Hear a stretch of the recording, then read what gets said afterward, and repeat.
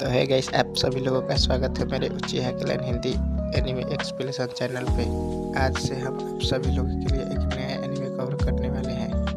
अगर इस एनिमे पे आप लोगों का रिस्पॉन्स अच्छा आता है तो इसका नेक्स्ट पार्ट जल्द ही ला देंगे। में हमें एक विलेज को दिखाया जाता है जहाँ फ्रेंड्री नाम के एक मॉन्स्टर ने आतंक मचा रखा है। उस गांव के लोग कई बार पैसे इकट्ठा कर दूसरी टीम्स को बुला चुके हैं, लेकिन कोई भी टीम उस मॉन्स्टर को नहीं हरा पाई। इस बार उन्होंने कर्ट की टीम को मौका दिया है। इसके लिए उन्हें ज्यादा पैसे जमा करने पड़े, लेकिन उन्होंने रिस्क लिया। अभी कर्ट की टीम उस जगह पर पहुंच चुकी है और वो फ्रेंड्री मॉन्स्टर भी उन्हीं के सामने है। अभी सबसे पहले हमें कर्ट की टीम के कैप्टन को दिखाया जाता है, जिसका नाम गोल नोवा है। भले ही वो थोड़ा घमंडी है, लेकिन समझदार भी है। इसी वजह से उसने पहले से ही पूरी स्ट्रेटेजी बना रखी थी। कर्ट की टीम में 3 मेंबर्स हैं, गोलनोवा, मार्ल और बंडाना। तो अभी गोलनोवा बंडाना, जो कि एक रेंजर की तरह काम करती है, टीम में उसे आगे बढ़कर उसे फ्रेंड्री नाम के बीस्ट पर हमला करने को भेजता है। बंडाना ने जैसे ही हमला किया तो पीछे से गोलनोवा और मार्ला की मदद से और तीनों ने मिलकर उस फ्रेंड्री मॉन्स्टर को हरा दिया। यहाँ तक हम ये चीज समझ चुके थे कि कर्ट ने बीच में कोई भी हेल्प नहीं की थी, वो सिर्फ राइट के जो नॉर्मल काम होते हैं उन्हीं को संभालता है। अभी फ्रेंड्री मॉन्स्टर के हार जाने के बाद गांव के लोग बहुत ज्यादा खुश थे। वो लोग को पैसे तो देते हैं, पर साथ ही सेलिब्रेशन के लिए महंगा खाना भी बनवाते हैं, जिसका स्वाद गोल लोगों को बिल्कुल भी पसंद नहीं आया था। वो अभी उस खाने की बुराई करते हुए उसे यहाँ से वहाँ फेंक रहा था। हालांकि तभी कर्ट उस खाने को उठाकर वहाँ साफ सफाई करता है, जिससे कि किसी और को इस चीज का पता न चले। पर इतने में ही उनकी टीम की वो लड़की मार्ला कहने लगती है कि आज खाना तुम क्यों नहीं बनाते। ऐसा वो कर्ट से कह रही थी। असल में कर्ट एक अच्छा कुक है। और अभी जैसी मार्ला ने बात कही तो वहाँ गोलनोवा भी कहने लगा कि हाँ बिल्कुल, हमें कर्ट से ही खाना बनवाना चाहिए, क्योंकि आज शायद हम आखिरी बार उसके साथ खाना टेस्ट करेंगे। ये चीज कर्ट को समझ नहीं आती, इसलिए वो उससे इसका मतलब पूछता है, जिस पर गोलनोवा बताता है कि वो उनकी टीम में किसी काम का नहीं है, मतलब उन्हें उसकी जरूरत नहीं है। उन्होंने तब कर्ट को अपनी टीम में इसलिए लिया था क्योंकि टीम रजिस्टर करवाने के लिए उन्हें 4 टीम मेंबर्स की जरूरत पड़ती है। तब उन्हें कोई नहीं मिला, इसलिए उन्होंने कर्ट को अपने साथ रख लिया। लेकिन अब जब वो फ्रेंड्री जैसे बीस को हरा चुके हैं और साथ ही अपनी टीम का इतना अच्छा नाम बना चुके हैं, तो वो इजीली कर्ट को अपनी टीम से निकाल सकते हैं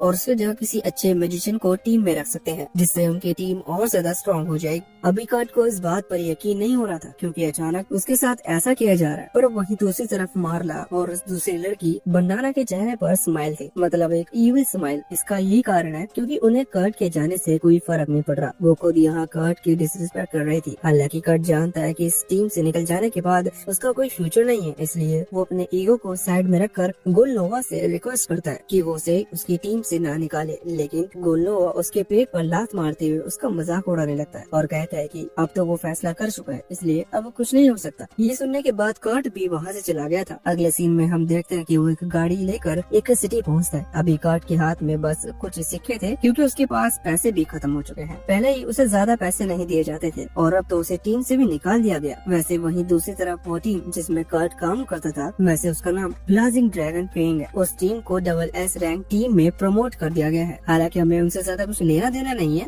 इसलिए हम वापस यहाँ कर्ट के पास आते हैं, जो कि अभी उस सिटी की एक मेन ब्रांच में जा रहा था, जहाँ उसे थोड़ा बहुत काम मिल सकता है, जिससे कम से कम वो खाने के खर्च को संभाल ले। अभी उस जगह पहुंचकर कर्ट की मुलाकात एक लड़की से होती है, जो कि उस ब्रांच रिसेप्शनिस्ट है। कर्ट जैसे ही बताता है कि उसे काम की जरूरत है, तो वो लड़की कर्ट की डिटेल मांगती है, जिससे कि कर्ट के लिए एक सही काम चुना जा सके। अभी कर्ट सबसे पहले अपना नाम बताता है और फिर उम्र बताता है। वो 15 साल का है। खैर, इन सभी डिटेल के बाद उसने अपने गांव का नाम भी बताया और साथ ही वो गांव जिस माउंटेन के पास है ये भी बताई, और सबसे आखिर में काम की बात बताई कि वो ब्लेजिंग ड्रैगन पैंट टीम का मेंबर रह चुका है। अब ये सुनकर वो रिसेप्शनिस्ट हैरान थी, साथ ही वो खुश भी थी, क्योंकि इस चीज के बाद कर्ट को काम मिलना थोड़ा सा आसान हो जाएगा। मतलब तुम समझ ही सकते हो कि उसके सीवी में ये लिखा होगा कि वो ब्लेजिंग ड्रैगन पैंट टीम में रह चुका है, जो कि एक डबल एस रैंक टीम की थी। इस चीज से बिल्कुल फर्क नहीं पड़ता कि उसे सच में पेट पर लात मार कर निकाला गया था। वैसे फाइनली जब ये सारी बातें खत्म होती हैं, तो कर्ट को एक टेस्ट के बारे में बताया जाता है, जो कि होगा एप्टीट्यूड टेस्ट। मतलब उसमें कर्ट के स्ट्रेंथ और उसके साथ ही वो चीज चेक की जाएगी जो कि गॉड हर ह्यूमंस को प्रोवाइड करते हैं। अभी हर ह्यूमन की कैपेबिलिटी अलग अलग होती है, इसलिए कर्ट के टेस्ट में जो भी मार्क्स आएंगे उनके हिसाब से डिसाइड किया जाएगा कि कर्ट किस तरह के काम के लिए बना हुआ है। अब इस टेस्ट में कई अलग अलग छोटे छोटे टेस्ट जिन्हें रैंक में बांटा गया है। सबसे छोटी रैंक जी रैंक है, और सबसे ज्यादा बड़ी रैंक है SSS रैंक। यहाँ में हर एक टेस्ट को बारीकी से नहीं दिखाया जाता, बस रिजल्ट बता दिया जाता है कि कर्ट ने जितने भी टेस्ट दिए सब में उसे जी रैंक मिली है। जी रैंक का मतलब कि वो एक नंबर का गधा है, या यूँ कह लो कि गिरा हुआ है। हालांकि अभी वो ज्यादा ही डिप्रेस ना हो जाए इसलिए वो रिसेप्शनिस्ट कह रहे थे कि अभी तक उन्होंने 2 और टास्क नहीं लिए हैं, क्योंकि उनके जो इंस्ट्रक्टर है वो आज अवेलेबल नहीं है, वो 1 हफ्ते बाद आएंगे, इसलिए कर्ट उन टेस्ट को 1 हफ्ते बाद दे सकता है। वो अभी यही सब कह रहे थे कि शायद कर्ट उन चीजों में ज्यादा अच्छा हो। कर्ट भी ये सुनकर थोड़ा सा खुश हो जाता है। खैर अभी के लिए रिसेप्शनिस्ट कर्ट को पास ही रखे 3 बोरियों को उठाना है। वो कहती है कि जरा इन्हें उठा कर देखो,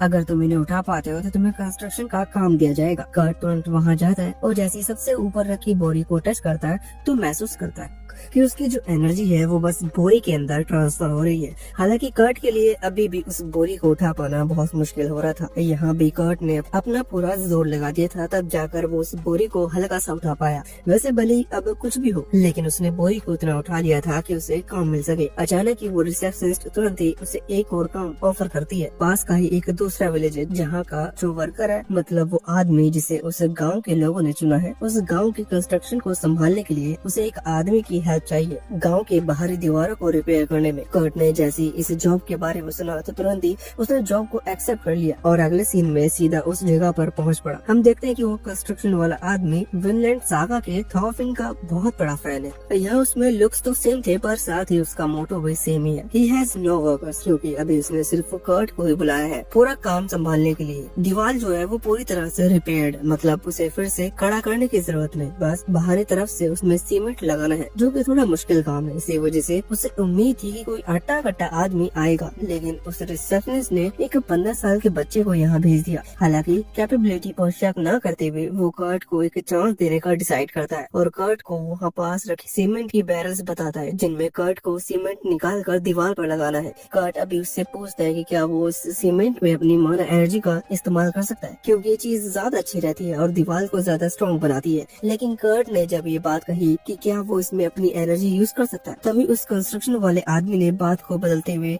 एक शर्त रख दी कि वो 3 घंटे में आएगा, तब तक कर्ट को आधी बैरल सीमेंट इस दीवार पर लगा देनी है। अगर कर्ट इतना काम नहीं कर पाया तो वो कर्ट को काम पर नहीं रखेगा और जो पैसे है वो काम के हिसाब से कर्ट को दिए जाएंगे। इतना कहकर वो वहाँ से चला गया था। अभी कर्ट ने जो क्वेश्चन किया कि यहाँ वो सीमेंट में अपनी माना यानी कि एनर्जी का इस्तेमाल कर सकता है, तो उस आदमी ने जवाब नहीं दिया। इस वजह से कर्ट को लग रहा था कि शायद ये बहुत ही कॉमन चीज है, इस वजह से उसने कुछ कहा नहीं। इसका मतलब कर्ट को बिना परमिशन के ये चीज कर लेनी चाहिए। साथ ही उस आदमी ने सिर्फ आधी बैरल दीवार पर थोपने को कहा था, जबकि कर्ट के हिसाब से ये बहुत काम है। पर कर्ट सोच रहा था कि शायद वो मुझे काम देना चाहता है, इसलिए उसने कोई बड़ा गोल नहीं दिया, लेकिन फिर भी मैं अपना बेस्ट दूंगा। अभी खुद से यही बात कहते हुए कर्ट काम पर लग चुका था। 3 घंटे बाद जब वो आदमी वापस लौटता है तो देखता है कि कर्ट ने तीनों बैरल खाली कर दी और एक साइड की जो दीवार थी, मतलब कि उन तीनों बैरल से जितनी दीवार कवर हो सकती थी वो पूरी दीवार कवर कर दी। यहाँ तक कि उस दीवार के ऊपर हिस्से पर जहाँ नॉर्मली सीढ़ी वगैरह की हेल्प लेकर चढ़ा जा सकता है, वहाँ भी कर्ट ने सीमेंट लगा दिया है। वो आदमी ये चीज देखकर बहुत ज्यादा हैरान था और पूछ रहा था कि आखिर ये तुमने कैसे किया,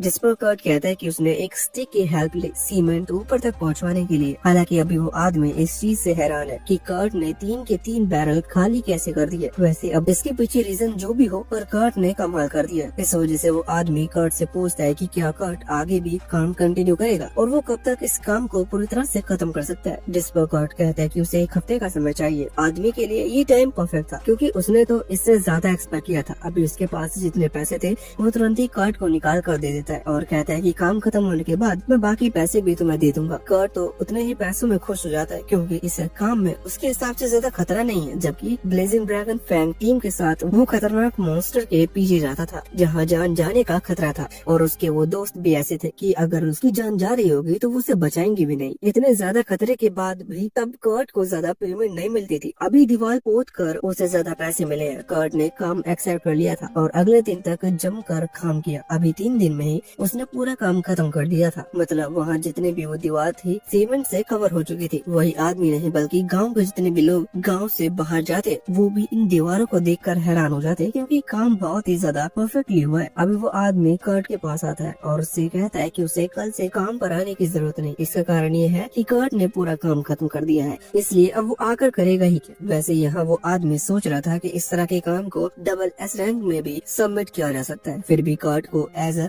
जी रैंक कंस्ट्रक्शन वर्कर के रैंक पर यहाँ भेजा गया। हालांकि उसने पैसे दिए थे और कर्ट को बाय भी बोल दिया था। कर्ट वापस लौटता, उसके हाथ में पैसे थे, लेकिन फिर भी वो उदास था क्योंकि कर्ट को लग रहा था कि शायद उसे काम से निकाल दिया गया। वैसे वहाँ दूसरी तरफ जब कर्ट वापस उस जगह पर पहुँचा, मतलब उसी ब्रांच में जहाँ से कर्ट को काम मिला था, तो वहाँ पर कर्ट की उस रिसेप्शनिस्ट से बात होने से पहले ही वहाँ एक दूसरी लड़की पहुँच गई जो कि अपने लिए एक माइनर हायर करना चाहती है। इसलिए तुम गलत ना समझो, इसलिए मैं क्लियर कर रहा हूँ कि माइनर मतलब माइन करने वाले, मतलब खोदने वाले। अभी यहाँ प्रॉब्लम ये थी कि उस लड़की को एक माइनर तो चाहिए, लेकिन वो एडवांस पेमेंट नहीं कर सकती, और साथ ही जहाँ वो माइनिंग के लिए जा रही है ये भी पक्का नहीं है कि वहाँ से कुछ मिलेगा। मतलब जो भी उसके साथ काम करेगा वो 100% रिस्क में है, मतलब उसे पैसे मिल रहे हैं या नहीं ये चीज 1-2 हफ्ते बाद ही पता चलेगी। इस चीज के चलते जो दूसरी रिसेप्शनिस्ट थी वो कह रही थी कि ऐसा पॉसिबल नहीं है। उसी दौरान कर्ट की वो रिसेप्शनिस्ट वहाँ आई और उसने भी यही समझाया कि ये चीज पॉसिबल नहीं है, सामने वाले को एडवांस में कुछ पैसे देने होंगे तभी वो आपके साथ चलने को तैयार होगा। पर इतने में ही कर्ट ने ये बात सुन ली और तुरंत ही आगे आकर कहने लगा कि वो इस काम के लिए तैयार है। खैर उस लड़की ने कर्ट को देखा और वो भी वही बात रिपीट की, मुझे माइनर चाहिए, मतलब मुझे खोदने वाला चाहिए। अभी बार बार ये बात रिपीट क्यों कर रहा हूँ ये चीज तुम समझ ही जाओ।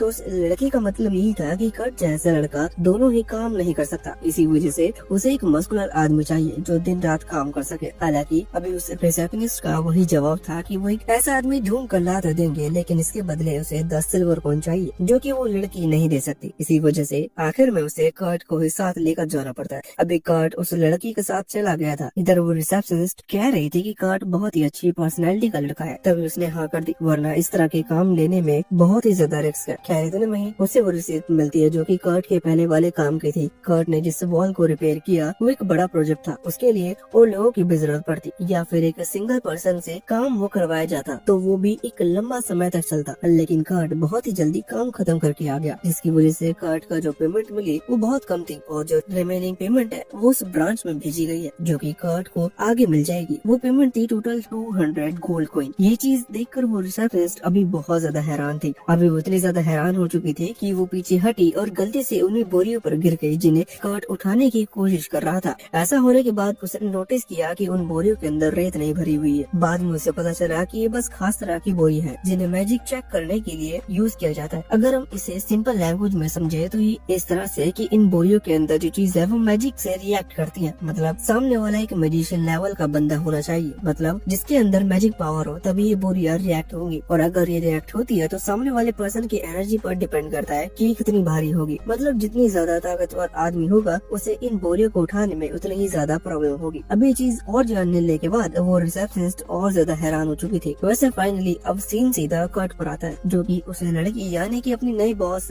यूलिशिया के साथ जंगल पहुंच चुका था। असल में जिस जगह पर माइनिंग के लिए जा रहे थे वो जंगल दूसरी तरफ है। जंगल में घूमते घूमते करीबन कई घंटे बीत गए और अब शाम भी हो चुकी थी। इस वजह से उन्होंने एक अच्छी खासी जगह देखकर वो एक टेंट लगा दिया। यूलिशिया के पास ज्यादा पैसे नहीं है, ये चीज हम ऑलरेडी जानते। इस वजह से उसके पास सिर्फ एक ही टेंट था। इसका मतलब कर्ट और उसे एक ही टेंट में सोना होगा। कर्ट ये चीज जानकर हैरान हो जाता है और कहने लगता है कि नहीं, वो इतनी सुंदर लड़की के साथ नहीं सो सकता। कर्ट को भी अपनी औकात पता है। एक्साइटमेंट मतलब क्या? कहाँ बैठा हूँ, किससे बात कर रहा हूँ, क्या बात कर रहा हूँ, समझ में नहीं। कंट्रोल। यूलिशिया को लगता है कि ये सस्ती पिकअप लाइन है, इसलिए वो गुस्सा करती है, पर कर्ट कहता है कि नहीं, वो मजाक नहीं कर रहा। उसने अपनी जिंदगी में यूलिशिया जैसी सुंदर बॉस कभी नहीं देखी। अभी यूलिशिया ने जवाब बिल्कुल भी एक्सपेक्ट नहीं किया था। इस वजह से वो कर्ट को चुपचाप बैठने को कह देती है और उसे एक ब्रेड का टुकड़ा दे देती है। ये उसने खुद ने बनाया था। इस वजह से कर्ट अभी उसे बहुत ध्यान से देख रहा था। असल में आज से पहले कर्ट को किसी ने कुछ हाथ से बनाकर नहीं दिया। साथ ही उसकी जो पिछली टीम थी ब्लेजिंग ड्रैगन फिंग, उसके लोग तो कभी उसके साथ बैठकर खाना भी नहीं खाते थे। इसलिए कर्ट इस तरह की बॉस पाकर बहुत ज्यादा खुश है। खैर बाद में वो लोग टेंट में पहुंचते हैं जहाँ कर्ट सो तो गया था, लेकिन अभी उसकी नींद नहीं लग रही थी, इसलिए वो पीछे पलटता ये देखने के लिए कि यूलिशिया सोई या नहीं। हालांकि ये बहुत ही बड़ी चीज है, पर वहाँ यूलिशिया ने सिर्फ अंडरवेयर पहन रखी थी, बाकी उसकी बॉडी पर कोई कपड़ा नहीं था। वो न जाने इस तरह से क्यों सो रही है। खैर कर्ट को ये चीज गलत लगती है क्योंकि वो उसकी बॉस है, इसलिए कर्ट उठकर वहाँ से चला जाता है। हालांकि बाद में हमें पता चलता है कि ये बॉस कर्ट का एक टेस्ट था। ये सब क्या देखना पड़ रहा है? अच्छा है मैं अंधा हूँ।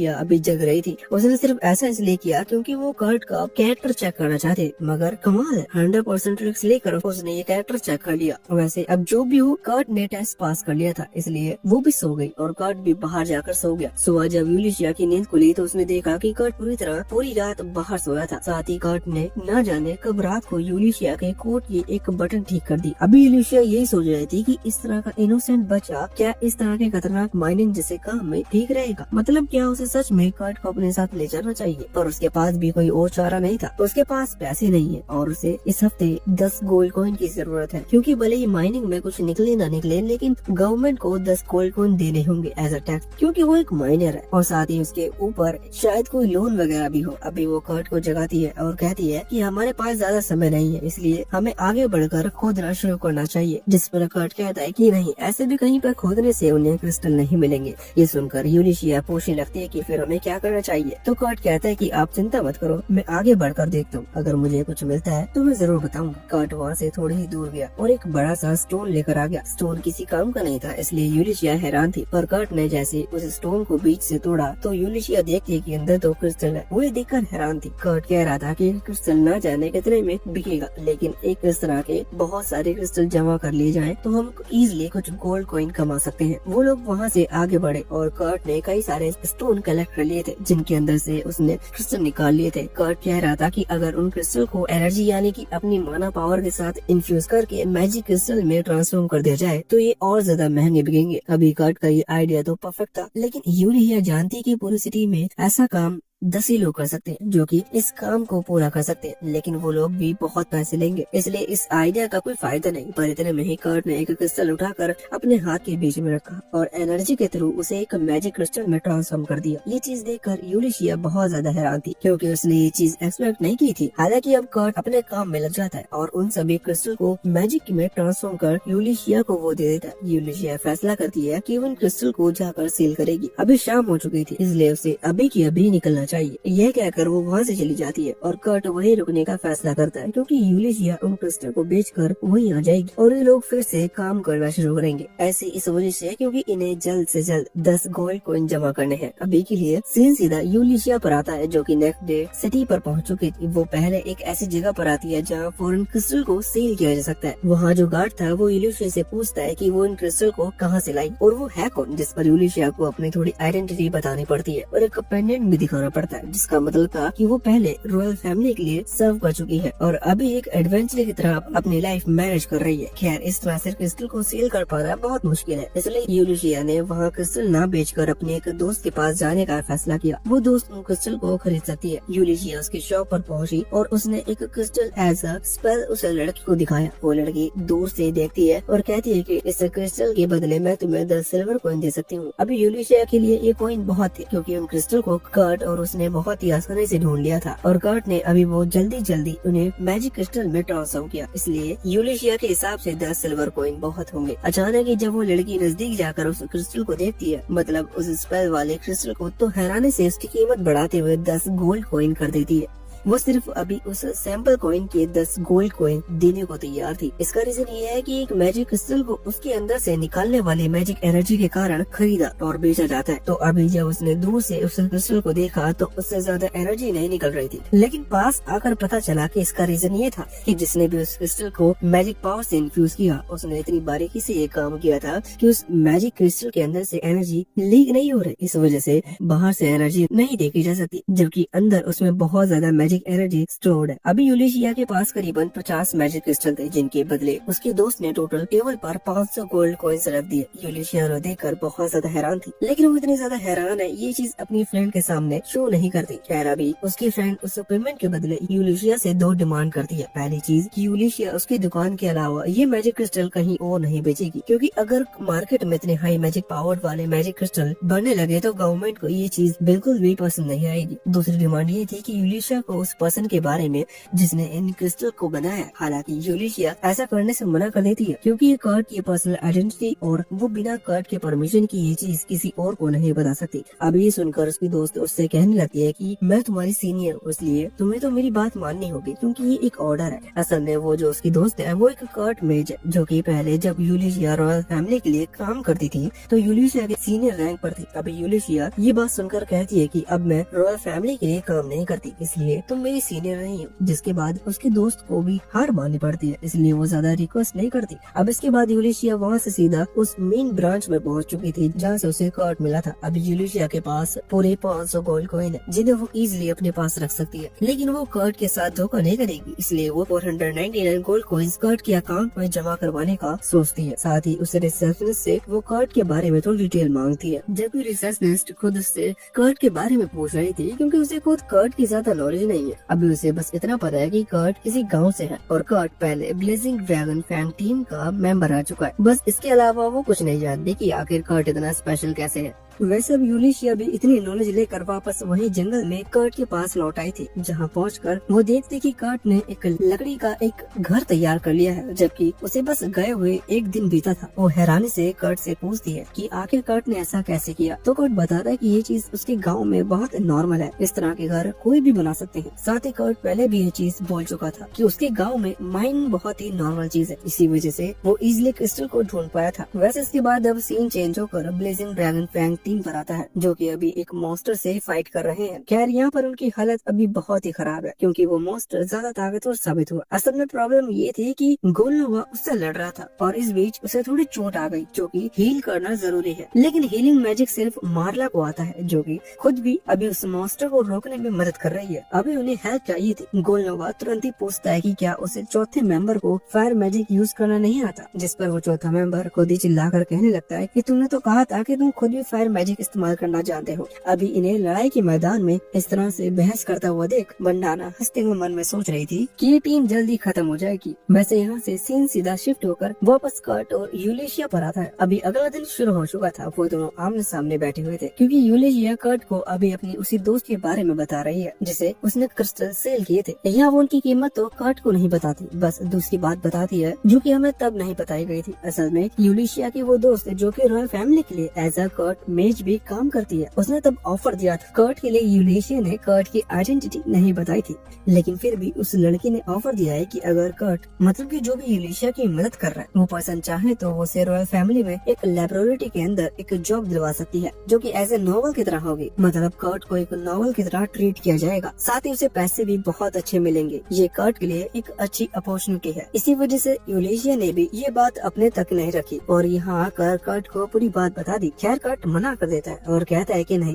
उसे ऐसी जॉब नहीं चाहिए जहाँ उसके नीचे कोई काम करे। साथ ही वो ऑलरेडी एक काम ले चुका है जो कि है यूलिशिया का, वो कर्जा उतारने का। मतलब उसे जो 10 गोल्ड कॉइन चाहिए थे उतने उसको काम करके देना। अभी कर्ट उससे पूछता है कि उसने जो क्रिस्टल सेल किया क्या उससे उसके उस लोन पर कुछ फर्क पड़ा, मतलब क्या उतने में काम हो जाएगा या उन्हें और क्रिस्टल माइन करने हैं। जिस पर यूलिशिया कहती है कि वो अच्छे अमाउंट पर सेल हुए थे, लेकिन मैं पूरे पैसे नहीं रख सकती क्योंकि मेरे उसमें कोई हाथ नहीं था, सारा काम तुमने किया, मैंने हैंडलिंग के चार्जेस तो काट लिए, बाकी जितने पैसे थे वो मैंने तुम्हारे अकाउंट में जमा करवा दिए। वैसे अगर तुमने थोड़ी देर पहले ध्यान दिया हो तो यूलिशिया ने सिर्फ एक गोल्ड कॉइन अपने पास रखा था, जबकि 499 गोल्ड कॉइन उसने कर्ट के नाम करवा दिए। अभी कर्ट को ये चीज पसंद नहीं आती, या उसे अमाउंट तो पता नहीं चला, पर फिर भी उसे बिल्कुल भी पैसे नहीं चाहिए थे क्योंकि उसे पैसे यूलिशिया के साथ काम करने के मिलेंगे, ना कि वो जो माइनिंग कर रहा है उसके। लेकिन यूलिशिया को अंदर से बुरा लगेगा अगर वो कर्ट को हिस्सा नहीं देगी, तो इस वजह से कर्ट अब इसी चीज पर कुछ नहीं कह सकता। या यूलिशिया बोल देती है कि मैं तुम्हें तुम्हारा हिस्सा जरूर दूंगी, लेकिन हम फिर से माइनिंग पर जाएंगे और आज मैं भी माइनिंग करूंगी जिससे कि मैं अपने लोन को जल्दी से जल्दी खत्म कर सकूं। अब इन सब बातों के बाद वो लोग निकल चुके थे। कर्ट बता रहा था कि उसने एक जगह देखी है, वहाँ माइनिंग की जा सकती है, लेकिन यूलिशिया जहाँ भी गड्ढा करे 50 मीटर से ज्यादा गहरा गड्ढा ना करे क्योंकि उसके नीचे उसे ज्यादा चीजें नहीं मिलेंगी। अभी वो माउंटेन रेंज में है जहाँ क्रिस्टल जमीन के ज्यादा नीचे नहीं होते। अभी यूलिशिया कर्ट की बात मान लेती है और वो दोनों अलग अलग डायरेक्शन में चले जाते हैं। यूलिशिया ने गड्ढा खोदना शुरू किया। शाम तक उसने गड्ढा कर लिया था और फाइनली उसे एक अजीब सा मेटल मिल चुका था जो कि दिखने में गोल्ड की तरह लग रहा था, लेकिन शायद वो किसी तरह का क्रिस्टल है। क्योंकि उसे लेकर यूलिशिया सोच रही थी कि शायद ये 3 गोल्ड कॉइन का बिक सकता है और साथ ही अगर वो कर्ट से रिक्वेस्ट करे तो कर्ट फ्री में उसमें एनर्जी ट्रांसफर कर देगा, फिर वो एक मैजिक क्रिस्टल की तरह बिक जाएगा। इससे यूलिशिया को अच्छे पैसे मिल सकते हैं। ये सोचकर वो कर्ट की तरफ भागती है, मतलब कि जिस डायरेक्शन में कर्ट गया था उस डायरेक्शन में। हालांकि अचानक ही जब वो उस जगह पर पहुंचती है तो वो हैरान हो गई, क्योंकि कर्ट ने एक पूरी माइन शाफ्ट तैयार कर दी थी, मतलब एक बहुत बड़ा एरिया जहाँ माइनिंग की जा सकती है। अभी इस तरह की जगह को देखकर यूलिशिया बहुत ज्यादा हैरान हो चुकी थी। उसे अपनी आंखों पर यकीन नहीं हो रहा था। वो हैरान इस वजह से भी है क्योंकि वो माइनिंग अभी ग्रो कर रही है। कर्ट ने शायद किसी तरह के अलग सब्सटेंस का इस्तेमाल किया जिससे वो जगह ग्लो कर रही है, वरना वहाँ बहुत सारे लालटेन लगानी पड़ती। अभी कुछ देर में कर्ट वहाँ पहुँचता है जो कि अपने साथ बहुत सारे क्रिस्टल लेकर आया था, जिन्हें वो एक अलग बड़े से बक्स में फेंक रहा था, क्योंकि उसके लिए वो ज्यादा काम की नहीं। वैसे तो वो मिनरल्स है और बहुत कीमती है, लेकिन कर्ट के हिसाब से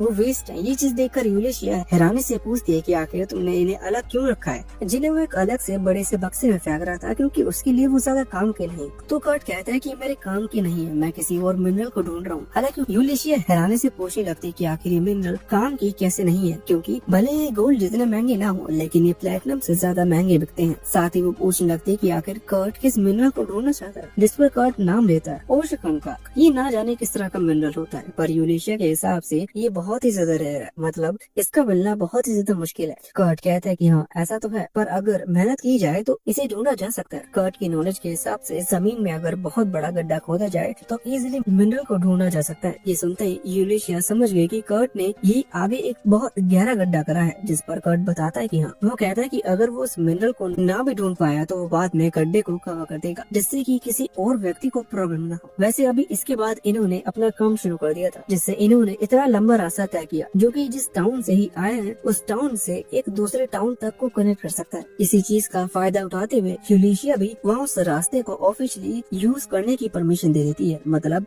लोग अगर यहाँ से वहाँ ट्रैवल करना चाहें तो इस छोटे रास्ते को चुन सकते हैं, उस जंगल के बड़े रास्ते को ना चुनकर बस इसके बदले मेंटेनेंस फी उन्हें यूलिशिया को देनी होगी। इससे यूलिशिया का जो खर्चा है, मतलब कि वो टैक्स वगैरह, वो इजीली हर महीने पे होता जाएगा। कर्ट ने उसे एक अच्छा बिजनेस दे दिया जिससे वो फ्री पैसा कमा सकती है। वैसे इसका मतलब ये है कि अब कर्ट का काम पूरा हुआ। कर्ट को अब यूलिशिया के लिए माइनिंग करने की जरूरत नहीं, इसका मतलब अब वो फ्री है। अभी जब कर्ट फिर से काम की तलाश में घूम रहा था तब उसकी मुलाकात बडाना से होती है। वो बताती है कि वो खुद भी ब्लेजिंग ड्रैगन फैंग को छोड़कर आई। वो यहाँ कर्ट को एक इंसिडेंट के बारे में बताती है। अभी कुछ टाइम पहले गोल्नोवा एक रेस्टोरेंट में गया था जहाँ उसने जब खाना खाया तो उसे वो बिल्कुल भी पसंद नहीं आया और वो खाने को यहाँ वहाँ फेंकते हुए बिना पैसे दिए बाहर निकल गया, जिस वजह से उसके पीछे बहुत सारे लोग पड़ गए थे। तब गोल्नोवा को भूख लगी हुई थी और उसे सिर्फ कर्ट के हाथ का खाना पसंद आता है। इसी वजह से वो बडाना से आकर पूछता है कि क्या कर्ट का बनाया हुआ खाना कुछ रखा है, जिस पर बडाने ने जवाब दिया कि नहीं, जितना भी था वो गोल्नोवा पहले ही खा चुका है। गोल्नोवा गुस्से में हो गया और उसने बडाना से कहा कि वो किसी भी कीमत पर कर्ट को ढूंढ कर लाए और अगर कर्ट साथ आने से मना करे तो वो उसकी पिटाई लगाए, फिर तो कर्ट आ ही जाएगा। इस पर बडाने ने कहा ठीक है, मुझसे जो हो पाएगा मैं वो करूंगी। इतना कहते हुए उसने पूरी स्पीड के साथ आगे बढ़ते हुए चुपचाप गोल्नोवा का टेलीपोर्टेशन क्रिस्टल चुरा लिया और वहाँ से निकल गई। अभी इस इंसिडेंट के बारे में वो कर्ट को बता रही थी। कर्ट सोच रहा था कि उसका फिर से ब्लेजिंग ड्रैगन फैंग में लौटना सही होगा या नहीं, लेकिन इस पर बडाना कहती है कि नहीं, वो टीम खत्म हो चुकी है। वैसे यहाँ हमें माला के बारे में भी पता चलता कि उसे उस इंसिडेंट के पहले ही चर्च वालों ने बुला लिया था, जिस वजह से वो बच गई, क्योंकि बाद में कुछ गार्ड ने गोल्नोवा को पकड़ लिया यहाँ वहाँ बुरा बिहेवियर करने के लिए। अभी इधर जब कर्ट और बडाना बात कर रहे थे तभी बडाना को एक बात याद आई और वो कर्ट से कहने लगी कि अगर तुम काम की तलाश में हो तो मुझे एक जॉब पता है। एक पर्सन है, उसे एक एप्लीसेंट की जरूरत है, मतलब उसे अपने लिए एक आदमी चाहिए जो कि उसकी मदद कर सके, और उसने एक लिमिट निकाली जो कि सिर्फ 15 साल तक के लोग ही एक्सेप्ट कर सकते हैं, मतलब ज्यादा एज के लोग उसके लिए काम नहीं कर सकते। अभी काम क्या है ये तो नहीं पता, लेकिन कर्ट को जब भी पता चला कि ये काम उसकी एज तक के लोगों के लिए है तो उसे महसूस हुआ कि हाँ, उस आदमी को सच में उसकी जरूरत है। इसलिए वो तुरंत ही उस जगह का एड्रेस बडाना से लेकर वहाँ से निकल गया। अभी जब कर्ट वहाँ चला गया था तो बडाना मन में सोच रही थी कि क्या उसे कर्ट को काम की पूरी डिटेल देनी चाहिए थी, लेकिन अगले ही पल वो सोचने लगते कि भले ही काम जिम्मेदारी वाला है लेकिन कर्ट संभाल लेगा। अब इसके बाद सीन सीधा शिफ्ट होकर कर्ट पर आता है जो कि उस जगह पहुंच चुका था। वैसे में इस जगह के बारे में बताया जाता है ये जगह एटलायर के नाम से जानी जाती है, जो कि असल में एक ऑर्गेनाइजेशन की तरह है, जैसे मेडिसिन,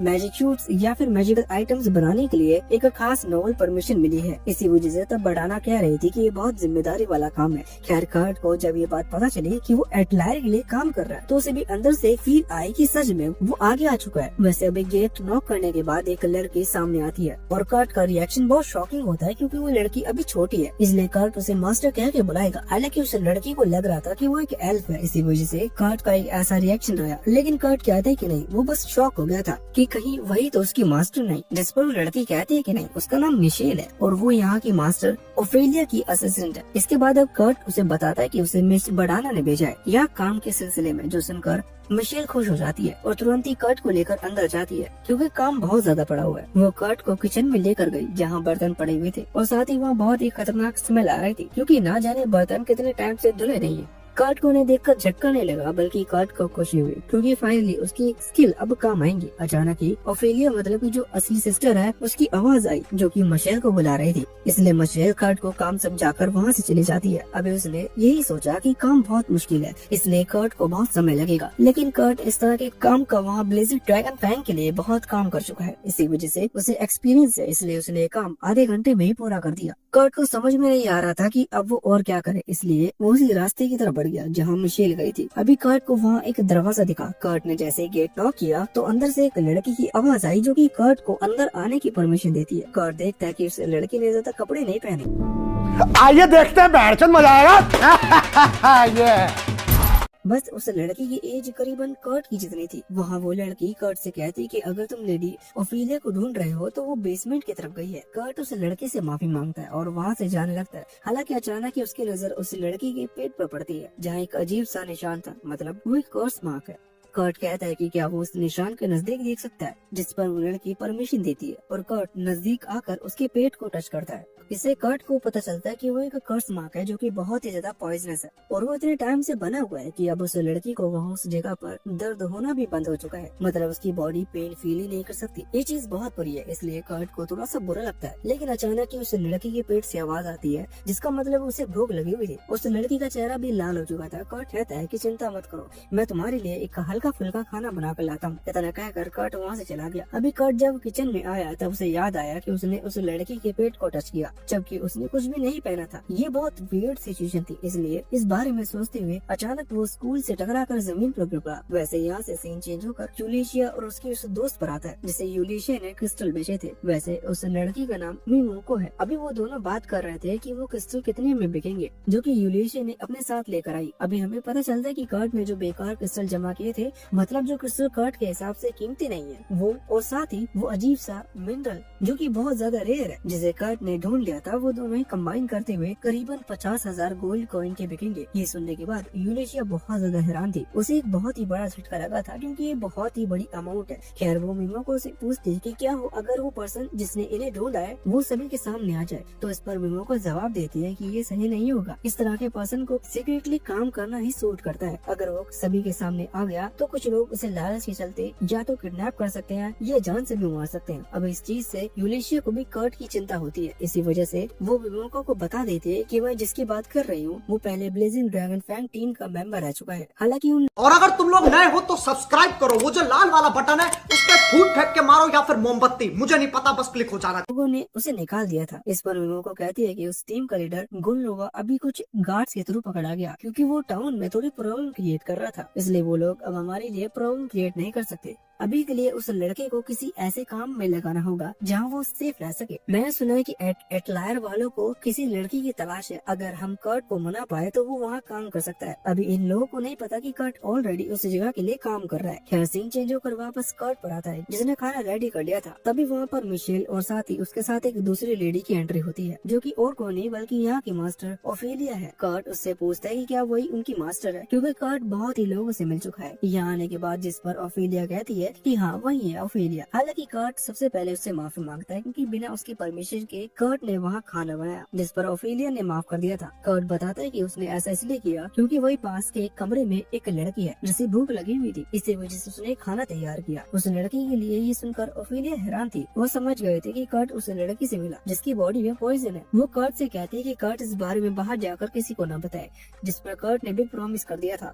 जिसके बाद ओफेलिया उसे अच्छे खासे पैसे देती है और कहती है कि कल फिर तुम सेम टाइम पर आ जाना। जिसके बाद कर्ट पैसे लेता है और वहाँ से चला जाता है। अभी ओफेलिया तुरंत ही वहाँ उस लड़की के कमरे में आती है खाना लेकर। वो देखती है कि वो लड़की अभी कर्टन से बाहर की तरफ झांक रही है। ओफेलिया समझाती है कि तुम्हें ऐसा नहीं करना चाहिए वरना बाहर से तुम्हें कोई देख लेगा। हम नहीं चाहते कि किसी को तुम्हारे यहाँ होने का पता चले। अभी ओफेलिया की बात मानकर वो लड़की वापस पीछे आ गई थी। ओफेलिया देखती है कि लड़की के कपड़े थोड़े ढीले लग रहे हैं, इस वजह से वो उन्हें सही करने लगती है। लेकिन अचानक ही ओफेलिया के पेट से आवाज आती है जिससे वो समझ जाती है कि उसे बहुत ज्यादा भूख लगी थी। इसी कारण से अभी ओफेलिया सबसे पहले उसे खाने को चेक करने आ रही थी कि उसमें कहीं पॉइजन तो नहीं, जिस पर वो लड़की उसे रोक देती है और कहती है कि अगर ये खाना उसे लड़के ने बनाया है जो कि अभी अभी यहाँ आया था तो इसे चेक करने की जरूरत नहीं, क्योंकि मुझे नहीं लगता कि इसमें कोई गड़बड़ होगी, क्योंकि मुझे वो लड़का दिल का बुरा नहीं लगता। अभी ओफेलिया ने भी बात मान ली थी। वहाँ वो लड़की अपने टेबल पर बैठी थी और साथ ही और हाथ जोड़कर खाना खाना शुरू कर देती है। उसे वो खाना बहुत पसंद आता है। जब ओफेलिया देखती है कि खाने में गड़बड़ नहीं है तो वो भी वहाँ से जाने लगती है। लेकिन अचानक ही उस लड़की के गले में दर्द होता है और वो जमीन पर गिर जाती है। ऐसा लग रहा था जैसे कि वो सांस नहीं ले पा रही हो। ये देखकर ओफेलिया को यही लगता है कि खाने में पॉइजन था। वो तुरंत ही उसका एंटीडोट लेने के लिए भागती है। अभी वो कह रही थी कि उसे इतनी बड़ी गलती नहीं करनी चाहिए थी, वो किसी पर भरोसा कैसे कर सकती है। हालांकि अचानक ही वो लड़की फिर से खड़ी हो जाती है जो कि अब पूरी तरह से ठीक थी। साथ ही उसके पेट पर जो निशान बना हुआ था उसे खास कर्ज का वो भी गायब हो चुका था। ये देखकर ओफेलिया और वो लड़की खुद भी बहुत ज्यादा हैरान थी। वैसे इन लोगों को नहीं पता कि वो निशान किसने बनाया, लेकिन जिसने भी बनाया था उस लड़की को जान से मारने के लिए बनाया था। अभी जैसे वो निशान गायब हुआ तो जिसने वो निशान बनाया था उसे उस चीज का पता लग गया और वहीं से सीन चेंज होकर उस पर्सन पर आया जिसने वो निशान बनाया था। अभी उसका एक दूसरा आदमी उससे कह रहा कि हमें क्या फिर से सेम कर्ज का इस्तेमाल करना चाहिए, जिस पर वो दूसरा पर्सन कहता है कि नहीं, अभी ऐसा करने के लिए हमारे पास समय नहीं है, हमें हमारे आगे के प्लान्स पर ध्यान देना होगा। और वैसे भी लेडी लाइस को हम किसी भी मेथड से मारे, मेन मोटिव यही है कि उन्हें खत्म करना होगा। अभी यहाँ वो जिस लेडी लाइस की बात कर रहे हैं ये असल में वही लड़की है जिसका पॉइजन अभी अभी कर्ट ने खत्म किया। उसका नाम लाइस लॉट है, लेकिन हम उसे लाइस बुलाएंगे क्योंकि ये थोड़ा इजी पड़ता है। अभी यहाँ से सीन चेंज होकर वापस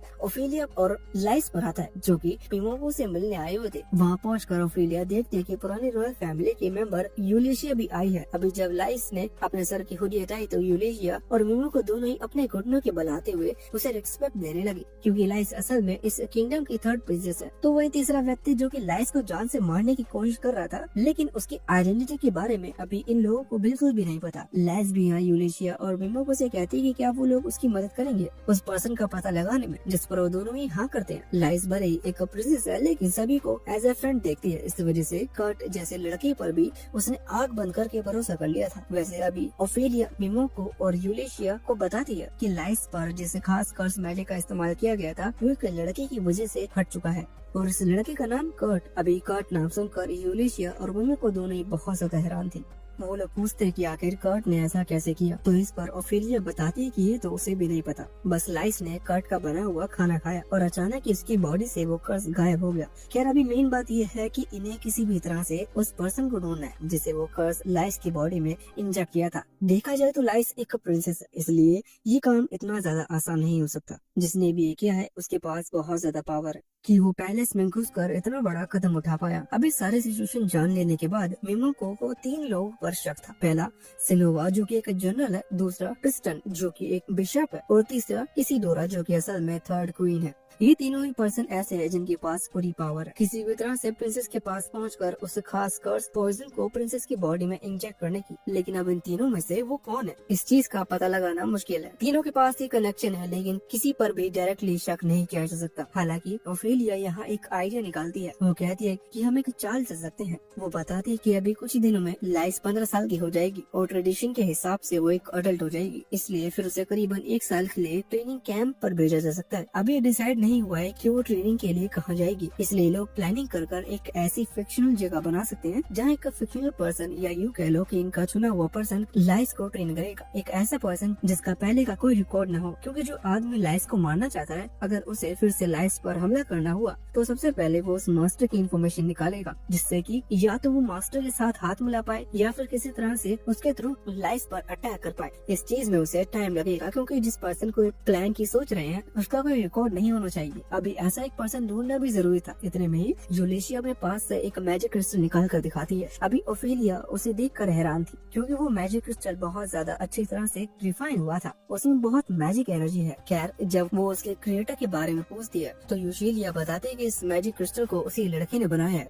जिसे लड़के ने लाइस की बॉडी से उस कर्स पॉइजन को खत्म किया था। जो सुनकर लाइस और ओफेलिया दोनों ही बहुत ज्यादा हैरान हो चुके थे। वैसे अब इसके बाद सीन चेंज होकर कर्ट पर आता है, जो कि अगले दिन वापस उसी जगह पर पहुंच चुका था जहां ओफेलिया ने उसे बुलाया था, मतलब उसके उस एल्टायर वाले घर पर। हालांकि वहां पहुंचकर कर्ट को एक कागज दिखता है जिस पर लिखा था कि ये जगह कुछ दिनों के लिए बंद कर दी गई है। कर्ट कागज पढ़कर हैरान था, क्योंकि उसे लगा कि उसकी फिर से जॉब चली गई। तभी बाहर उसे मिशेल मिलती है, जिसे ओफेलिया और लाइस के बारे में ज्यादा कुछ पता नहीं। इसी वजह से वो बताती कि कल कर्ट के जाने के बाद ओफेलिया वहाँ से चली गई और उन्होंने कहा कि अब वो कुछ दिन तक यहाँ नहीं लौटेंगे। इसका मतलब अभी कर्ट के लिए कोई काम नहीं है। कर्ट ये सुनकर उदास हो गया और वहाँ से लौट गया। वो सोच रहा था कि शायद पिछले दिन उसने कुछ गड़बड़ कर दी, जिस वजह से उसकी जॉब चली गई। अब उसे नया काम ढूंढना होगा। हालांकि इतने में ही उसे अपने पेट से आवाज सुनाई देती है और वो एक रेस्टोरेंट पहुँचता है, जहाँ अभी जब वो खाना खा रहा था उसी दौरान वो सामने बैठे 3 लोगों को बात करते हुए सुनता है। वो बात कर रहे थे कि उन्हें किसी भी तरह से इस बैगेज को पहुंचाना होगा। असल में किसी पर्सन की तबीयत खराब है और उन्हें सामान लेकर किसी दूसरे टाउन पहुंचना है, लेकिन रास्ते में कुछ प्रॉब्लम क्रिएट होगी, क्योंकि वहाँ कुछ आयरन गोलम्स हैं जो कि रास्ता रोकेंगे, जिनसे इन्हें लड़ना पड़ेगा। इनका एक चौथा मेंबर था जिसका काम था कैरियर का, मतलब वो सामान उठाता था और ये तीनों लड़कियां करते थे। लेकिन अभी वो चौथा पर्सन के साथ नहीं है, इसलिए इन तीनों में से किसी एक को वो सामान उठाना होगा। इसी कारण से ये सोच रहे थे कि इन्हें ये मिशन कैंसिल कर देना चाहिए,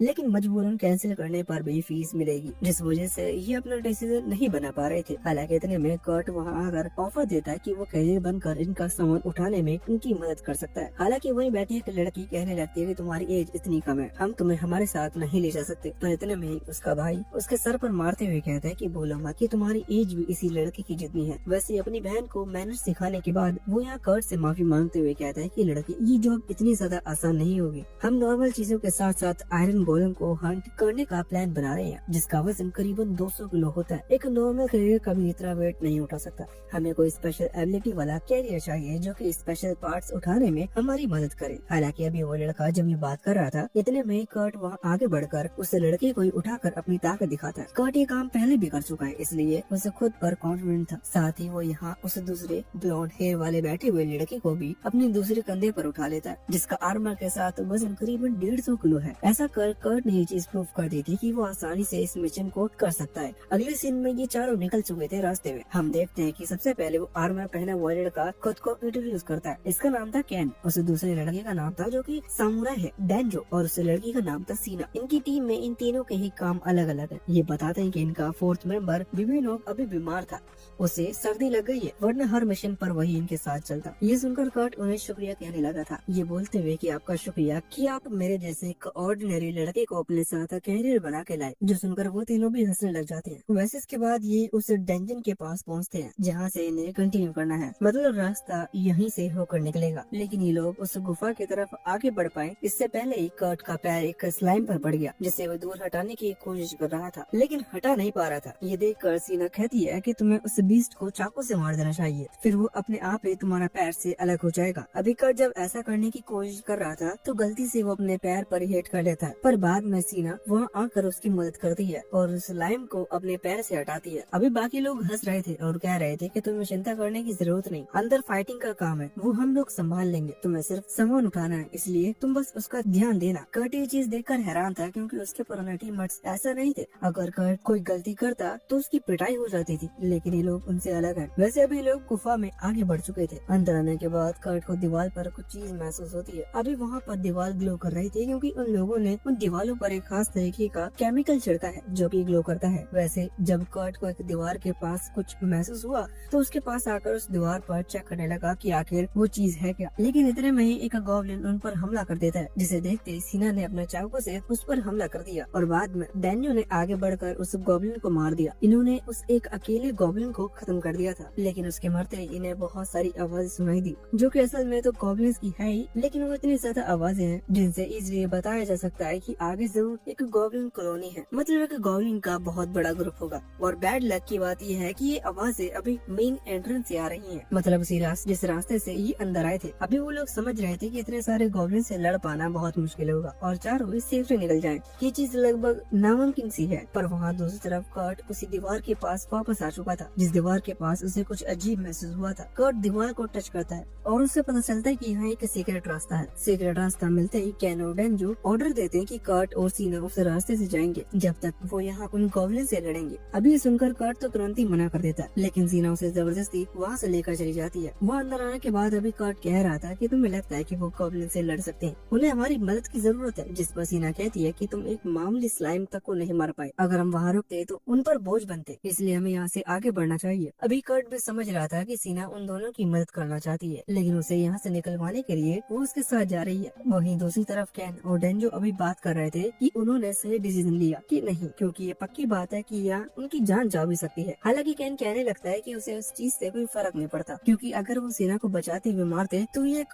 होनर की बात होगी। इस पर डेंजो अभी हाँ करते हुए कहता है कि हाँ, हम में से एक अपनी बहन को बचाते हुए मरेगा और दूसरा अपने कोमलेट को, इसलिए मुझे भी ये डेथ मंजूर है। वहीं दूसरी तरफ अभी कर्ट ये सारी बातें सुन पा रहा था, क्योंकि वो बस दीवार की दूसरी तरफ खड़े हुए हैं। हालांकि तभी सीना उस मैजिकल डस्ट का इस्तेमाल करती है जिससे दीवार ग्लो करने लगती है। वो ऐसा इसलिए कर रही थी जिससे कि वो उस सीक्रेट रास्ते में आगे बढ़ पाए, लेकिन ये सबसे बड़ी गलती थी, क्योंकि जैसे उसने ऐसा किया तभी उनके सामने एक आयरन डेंजन गोलम आ गया, जो कि पहले से ही वहाँ मौजूद था, बस अंधेरे के कारण दिखाई नहीं दे रहा था। वैसे अब तभी यहाँ से सीन चेंज होकर यूलिशिया और लाइस पर आता है, जो कि कर्ट के घर पहुँच चुके थे, मतलब उस जगह पर जहाँ कर्ट अभी के लिए रुका हुआ है। वहाँ बाहर आते ही यूलिशिया लाइस से कहती है कि वो कर्ट को इस बारे में ना बताए कि वो एक प्रिंसेस है, जिस पर लाइस ने भी हाँ कर दी थी। और फिर वो लोग अंदर आ चुके थे। अभी कर्ट वाले कमरे में आने के बाद वो कर्ट को बाहर नहीं पाते। ये चीज यूलिशिया को भी समझ में नहीं आई, क्योंकि उसे लगा कि कर्ट अभी घर पर ही होगा। जब वो वहाँ से बाहर निकली तब इनकी मुलाकात बढ़ाना से हुई। वो बताते हैं कि कर्ट इस वक्त नॉर्थ ईस्ट की गुफा में है, क्योंकि वो एक टीम के साथ किसी मिशन पर गया है। अभी यूलिशिया पूछने वाली थी कि इस तरह का मिशन, लेकिन जैसे ही वो इतना कहती है इतने में बढ़ाना वहाँ से गायब हो चुकी थी। लाइस कहने लगती है कि हमें वहाँ जाकर देखना चाहिए, पर यूलिशिया कहती है कि एक ट्रैप भी हो सकता है, इसलिए वो अकेले वहाँ जाएगी। वो लाइस से कहती कि वो सिटी में रुके एक सेफ जगह पर, लेकिन लाइस कहती कि नहीं, वो भी उसके साथ जाएगी।